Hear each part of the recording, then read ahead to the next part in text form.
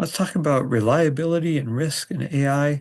We've seen that LLMs always have some chance of saying something that isn't like the most probable next word in its estimation. And even its estimated most probable next word might not even be truly the right word to say anyway. So even if we were running at zero temperature, it can still easily be wrong. Overall, we can say that 100% LLMs are not 100% reliable. But we should probably ask, how reliable are you at various tasks? Or how reliable am I at various tasks? How reliable are various parts of life, like taking an airplane trip somewhere? How reliable is AI at various things? How reliable do we need it to be? Of course, it depends on the task. From a student's point of view, if an AI is 90% reliable, that's like a grade of A minus for very little effort, which sounds great. But from a professional's point of view, 90% might be terrible reliability. What if your calculator in math class gave the wrong answer 10% of the time? Or if 10% of the cells in a spreadsheet calculation ended up doing the wrong arithmetic and it was a different 10% every time? As you're moving from being a STEM student to being a STEM professional, you should be thinking about these things. I'm not saying we can never use AI because it's not 100% reliable, since nothing in STEM is 100% reliable anyway. For example, an AI math tutor would hopefully be at least as reliable as a human math tutor, but humans aren't perfect math tutors anyway, so it's okay to expect the AI to not be perfect.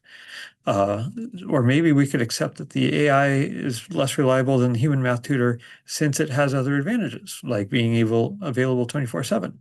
So there's trade-offs like that that are lurking everywhere, and it's up to us humans to consider them thoughtfully.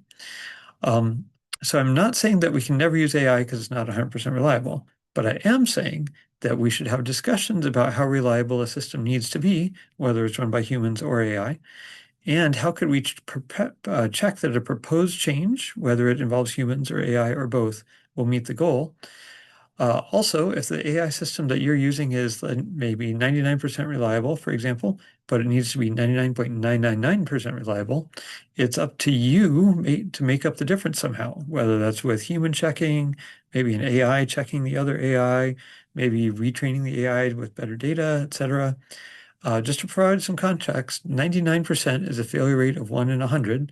99.999% is a failure rate of 1 in 100,000. So the nines maybe kind of look similar, but maybe the different failure rates kind of drives home how different those two things are.